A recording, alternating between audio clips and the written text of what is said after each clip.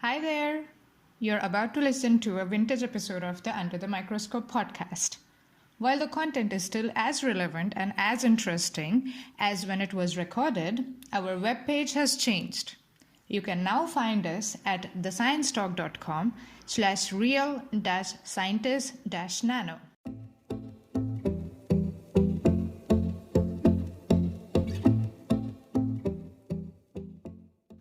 Welcome to Under the Microscope. This series is brought to you by the Real Scientists Nano team. Our goal is to provide a platform where scientists can communicate their work and interact with the public.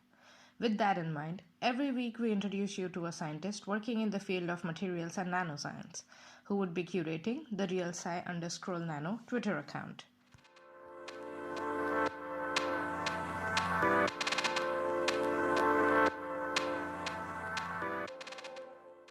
Hi everyone, today we have with us Otto Mustonen, who is a Postdoctoral Research Associate at the University of Sheffield in the United Kingdom. Hi Otto, wonderful to have you on Real Scientist Nano. How are you? I'm doing great. Thank you very much for having me. It's great to be here. Great. Let's start with your scientific journey so far. So how did you end up at Sheffield doing a postdoc? Tell us about your scientific journey. Well, I was a little bit of a lonely kid when growing up, and I had this idea of like, wouldn't it be great to be a lorry driver?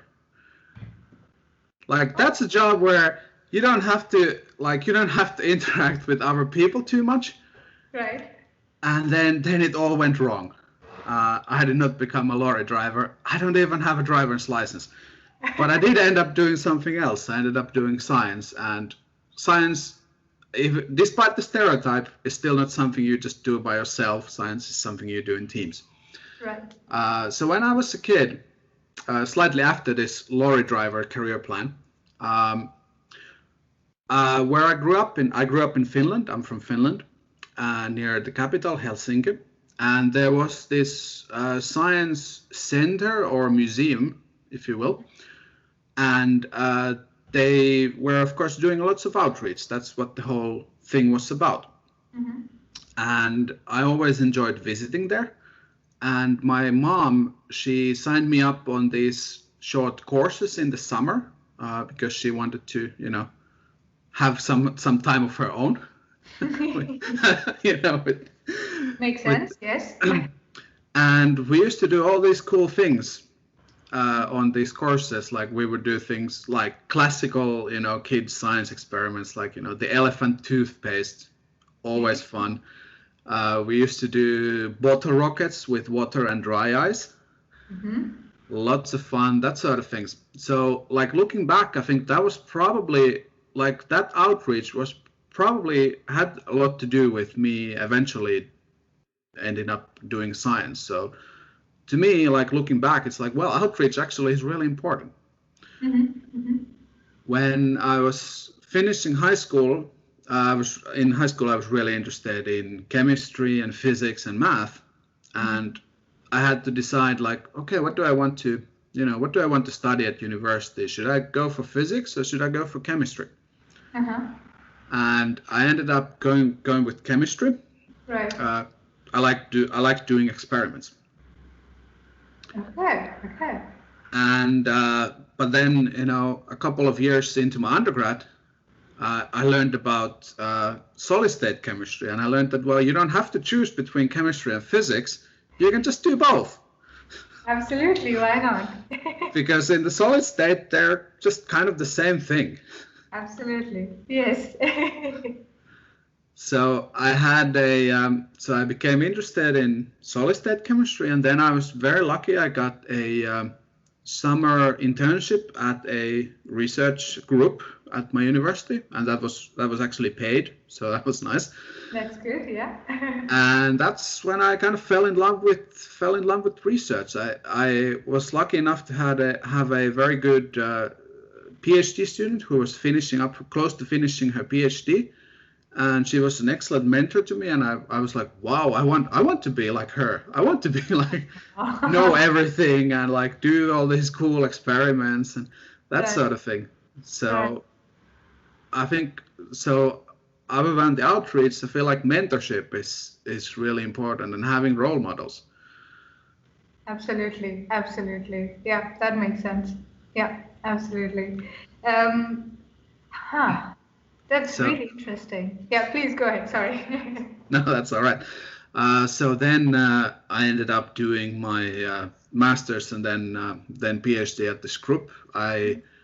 So when I was working with this PhD student, we were doing magnetism, and then in my master's I was doing batteries. I actually worked for a battery company for a while, Okay. and I had to make this choice of like, should I get a normal job, go into the industry, Uh-huh. or should I stay in the research? And I decided, okay, I want to do what I think is fun, and that's research. That makes And sense. that's what I'm doing. And then I ultimately ended up going back from batteries back to magnetism and these quantum materials type of things, because that was the most interesting thing to me. So there are people who have like more noble motivations, like I want to do science because I want to help people. Like I feel like my research area is super important. And sadly, I'm not one of those people. I just do things because they're cool. And like somebody even pays me to do this stuff. That isn't that crazy? Yeah, that is true. I mean, it all comes down to that, right? Are you having fun with whatever you're doing? That's how I go about it. Am I having fun with what I'm doing? If yes, then yes, that's what I want to do. That's how I make my decisions mostly as well. So I completely relate to what you're saying. Absolutely. Yeah.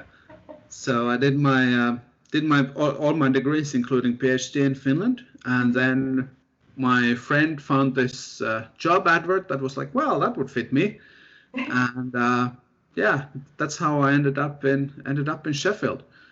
Okay, okay, that's quite a journey from wanting to be a lorry driver to being a scientist now, a postdoc in Sheffield. That's quite a journey you've had. Your current research, you did speak a little bit about it in the short podcast, but if we were to go a bit more in detail or zoom out a bit, so where does your current research fit in this big picture of materials or nanoscience? That's an excellent question. So my kind of the broader research area is quantum materials. So materials where all these weird quantum effects actually results in something, in some new properties or some new types of states. So of course all materials, quantum mechanics affects all materials. But this is kind of a subset of materials where the quantum effects are especially strong. And really, I think this is an area that is at the intersection of solid state chemistry, condensed matter physics, and materials science.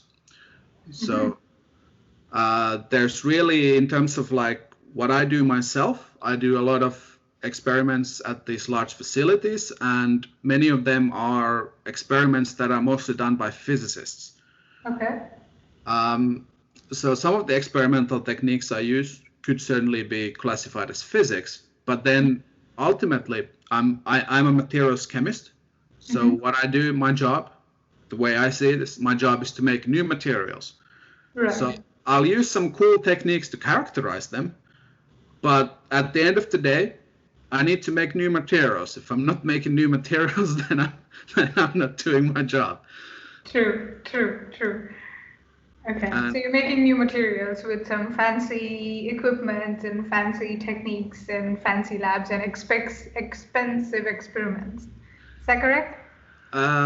That's mostly correct. So sometimes a lot of the materials that I use, like the materials that I make, I'm not using fancy pants techniques to make them.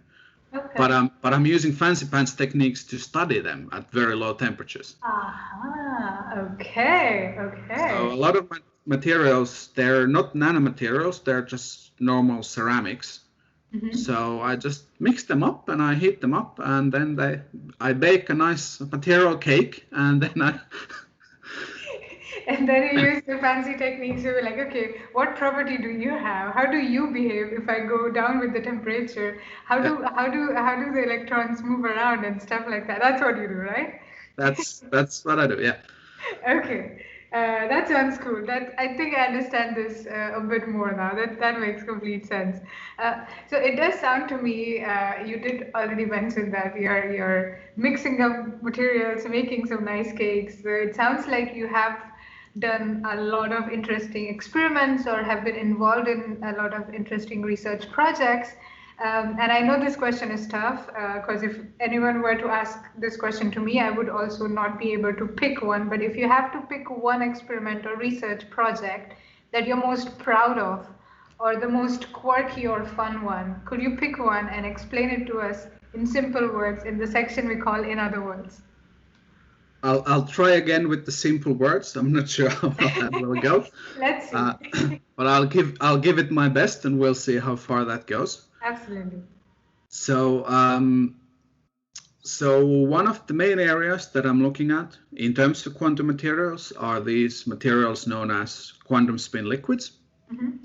So I explained some of this in the short podcast.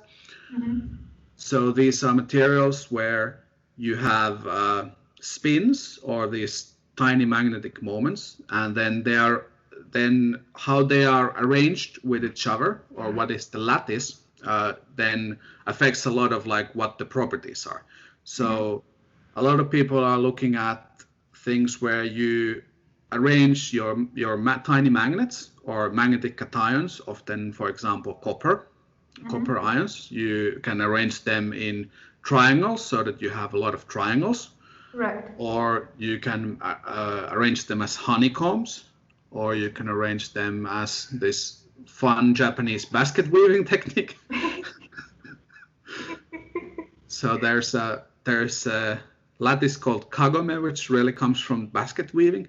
But Okay. I mean, I wish probably doing the basket weaving would be at least as cool as doing this research. We are good with simple words. Yeah, I think I'm with you so far. Go on. And one of the way you can arrange these cations is squares. And one of the reasons why squares, and certainly squares of copper ions, is important is because this is how superconductivity works in the so-called cuprate superconductors. So this was a really big deal in the 80s. So they gave the Nobel Prize for this like the year after they found these. Okay. So these were superconductors that have a superconducting transition temperature that was larger, much larger than was thought possible from theory. Right. And in these materials, they are layered materials, and the superconductivity actually happens in this square layer of copper ions. Right. Okay. And back when this was, the new cool, really cool thing, I still think this stuff is so cool. But that's me. There's not that much research funding in it anymore. A physics Nobel laureate called Philip Anderson, he made some predictions that in this square arrangement of these coppers, instead of superconductivity, you could also have a quantum spin liquid. So you could have a state where the spins, or these tiny magnets on these coppers, would behave in a liquid-like manner, even at absolute zero, where there is no thermal energy. So they shouldn't be moving. The spins shouldn't be moving at all. But because they are quantum mechanical things, it's in some cases it's possible. Now the thing is, nobody found a material that would do this for a very long time. So there are quantum spin liquids where you have different arrangements. There are quantum spin liquids, especially with the triangles and the Japanese basket weaving. Lots of quantum spin liquids in those, but nobody found a quantum spin liquid on the square, even though there are dozens, maybe hundreds of theoretical predictions of what would happen. Right. And I was the first. So, well, not me, our group was the first group to make a candidate material for the square type of quantum spin liquid. Uh-huh. After, it was predicted 30 years earlier, and Right. we made the material that maybe works, maybe doesn't, but it's certainly the first candidate. Uh-huh. And that was sort of fun because I had this research idea and it was really simple. Mm-hmm. The idea was that, well, we have a square compound which has a certain type of interactions, and then we can change one atom and we have the same square but different types of interactions. And if we look at the theory, somewhere between these two should be our quantum spin liquid. Uh-huh. And my idea was just, okay, let's mix these materials and see what happens in the middle. And it worked. And it worked. That is so cool. That is, wow. Do you remember the feeling when you first realized that, oh shit, this actually work? Do you remember that moment? Yeah, oh, absolutely. So that was certainly one of my favorite. So my favorite part of the job is going to do these cool experiments. Mm-hmm. And that's really like you're condensing like months or even a year of work into just a couple of days. So it's like you get to travel somewhere, you get to do a cool, expensive experiment, and ultimately you find out in a day or two. You find out, did it work? Did it not work? And that's the coolest part. So we were pulling like really long days in Switzerland at this neutron and muon facility there called the Paul Scherrer Institute. Uh-huh. And we cooled down our sample and it was like, oh, it worked. we had zero idea if it worked or not. We had zero idea what happens before we went and did the experiment. And it was like, oh. It worked. We are good. We did something great. Okay, I understand why you picked this as the experiment or research project that you're most proud of. Let's say one of the most proud of. I understand that now. The gravity of happiness it must have brought you all, your group and you and your colleagues. That is really cool. Like something that was predicted 30 years ago, and then in the present you just prove it experimentally. Like, yeah, the person who predicted it 30 years ago was right. They knew what they were talking about. That is really cool. That is awesome. So other than doing the research itself, which is so cool and so much fun, what other aspect of being a scientist do you enjoy? I do enjoy teaching a lot. Okay. So that's something that I did as a PhD student. Mm-hmm. I actually got a teaching degree, like a 60 ECTS credit teaching degree while I was a PhD student. Okay. So my supervisor was very nice for letting me do that during my PhD. Okay. So I did a bunch of teaching on like undergraduate level chemistry courses and then master's level chemistry courses. My favorite was Introduction to Solid State Chemistry because, well, that's where I definitely know what I'm talking about. True. Okay, so teaching, that's really cool. Yeah. And the other part of teaching, so as a postdoc, I'm not doing that type of teaching. I'm not doing any lectures or I'm not making any exercises or something like that. But I do have two and now one PhD students working on the same project as me. Mm-hmm. And of course, I teach them a lot. I teach them new skills. I mentor them. We talk about science. We talk about what to do after the PhD. That sort of thing. And certainly that's been very fulfilling. I've been lucky to have I've been lucky to work with extremely good PhD students. So it's and I'm kind of my ideal is that I'm trying to kind of be the person I could have used when I was a PhD student. You had that person, right? Like during your master, you had this PhD student who you looked up to and you wanted to be like her.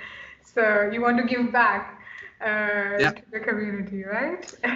Absolutely. And I think that's something that we should all do. Like most of us, like we got where we are because somebody else helped us along the way. So we should help the next generation of scientists. Absolutely. Yeah, you're completely right. Yes, please go on. And I hope that, I think the things that I do are cool, but I hope they'll go on and do even cooler things. Mm-hmm. And I think that's kind of the best we can hope for as scientists is to, teach the next generation to be even better. Absolutely. That's really kind of you. And we talked about the next generation and grooming the next generation of scientists. So if okay, I'm going to ask you this question in two ways, and you can choose to answer the way you prefer. If you were to go back when you started your scientific journey, what advice would you give yourself, or what advice would you give to the scientists who are starting out now? Yeah, from your experience. Yeah, that's you can choose which one. That's a real good question. I think one of them, certainly for me, that I could have used is don't worry so much. You are good enough to be here. Keep going and keep learning. Okay. I think a lot of people, we have all of these self-doubts, and it's on some level it's good to have it's good not to be arrogant, but at the same time, we are all smart. Ultimately, we're all very smart people here, and we all deserve to be here, and we should, we shouldn't be ashamed of if we don't know something. Well, main part of the PhD is learning new things.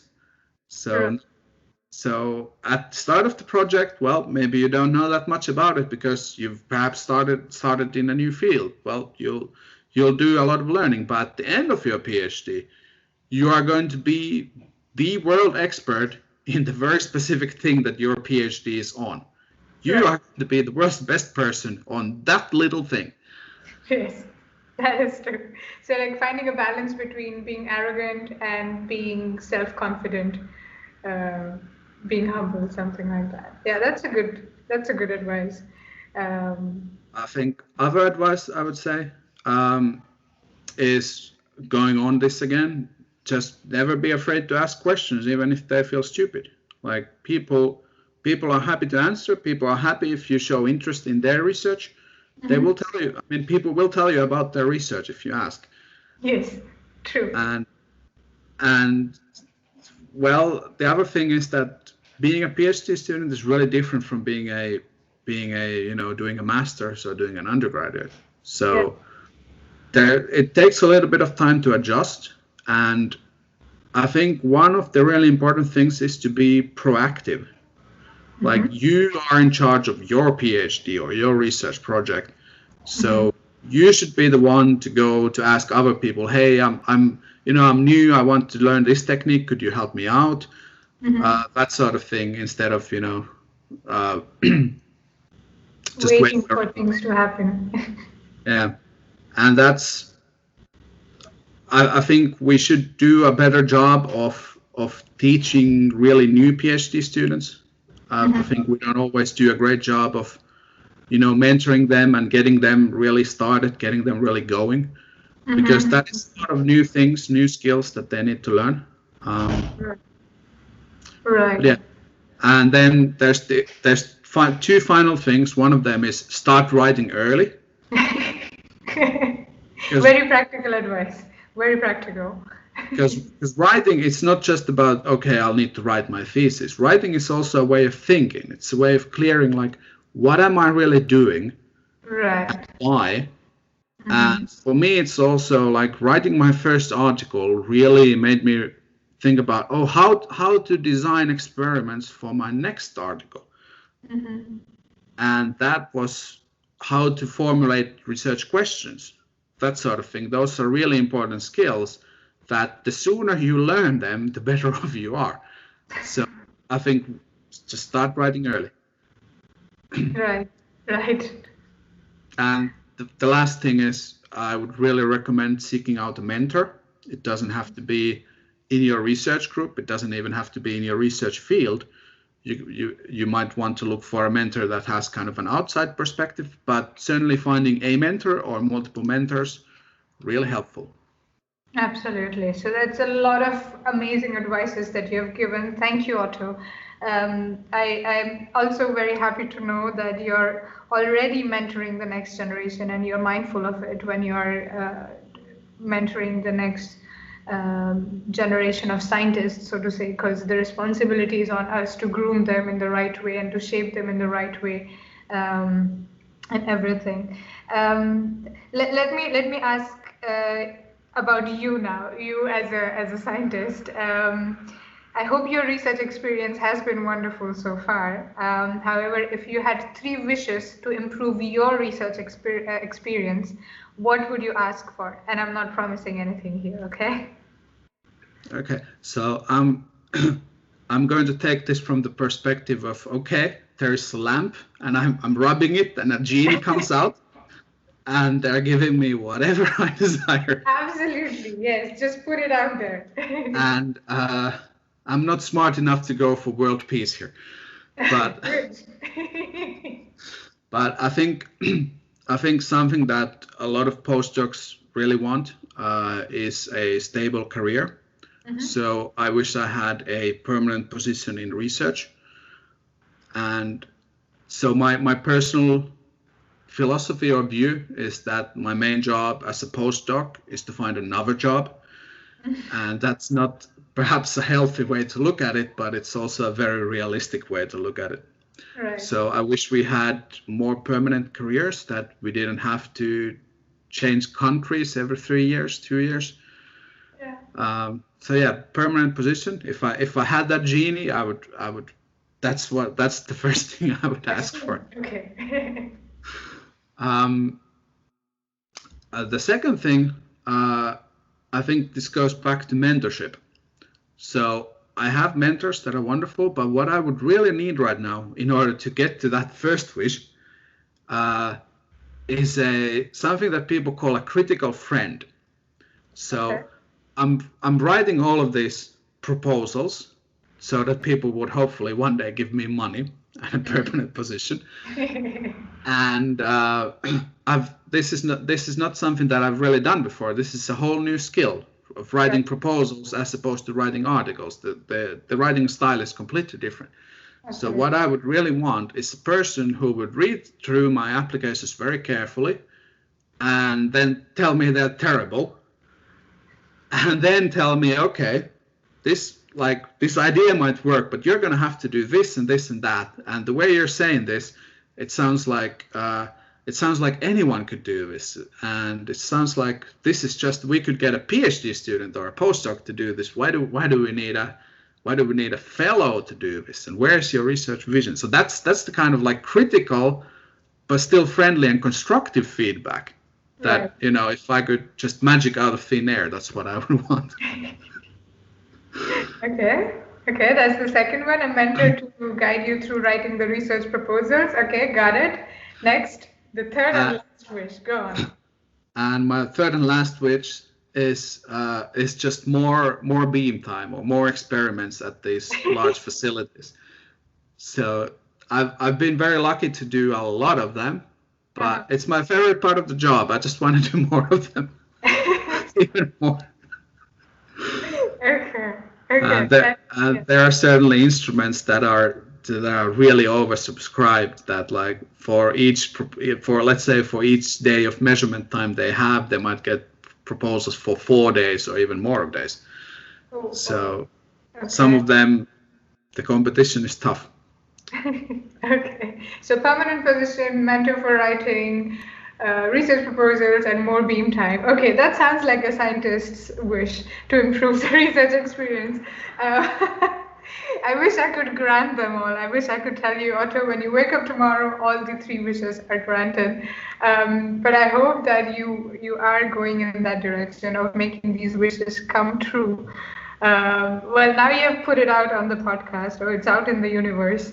So hopefully you will find a mentor to write the research proposals. And more beam time, I mean, you know how to get that. So I'm sure you'll just get better and better at it. Yeah. Yeah, yeah, super. So, Otto, this has been wonderful. I learned a lot about you and your science and your approach to science as well. But before I let you go, one last question that I want to ask you is, I mean, I'm not gonna say the C word or the P word, but 2020 last year has been a tough year for everyone. So, what are your learnings to put a positive spin on it? What are your learnings from 2020, which you can share with us? Well, I think one of one of my main learnings has been really the importance of this whole social aspect of science and social aspect of research groups. Right. That's something that I've come to appreciate even more now that we don't have it in the same way. So things like just bouncing off ideas with people at the office, maybe just sometimes just being silly and talking about really silly things. When I was a PhD student, maybe after beam time, my second favorite thing, we used to run a bad movie club every Thursday.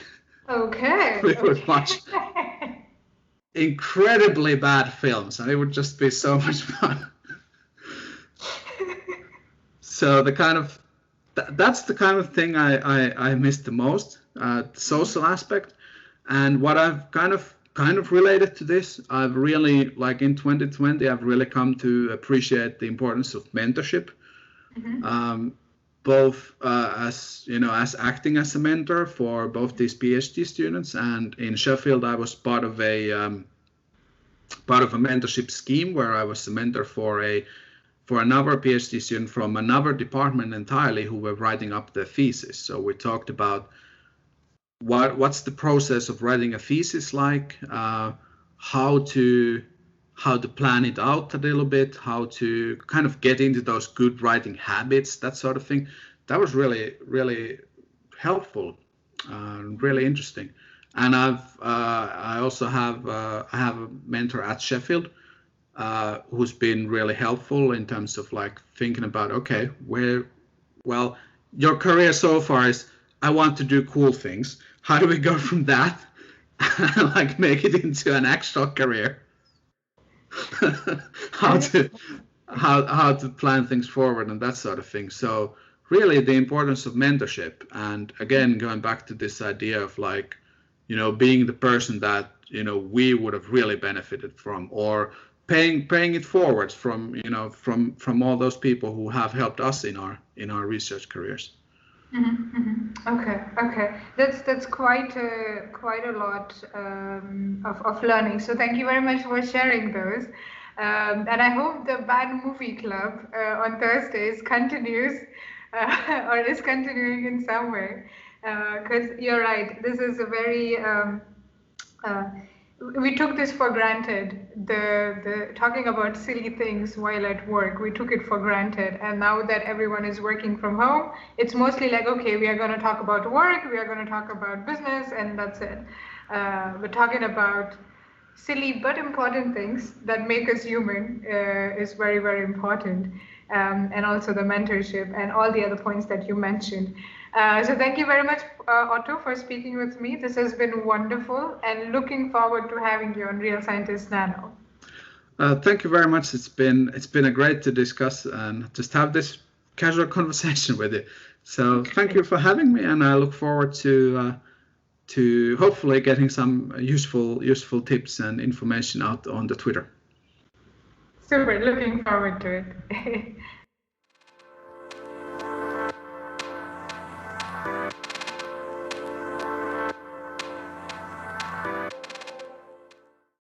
Thank you for listening. To know more about us, please visit our website, realscientistsnano.org, and follow us on Twitter at realsci_nano.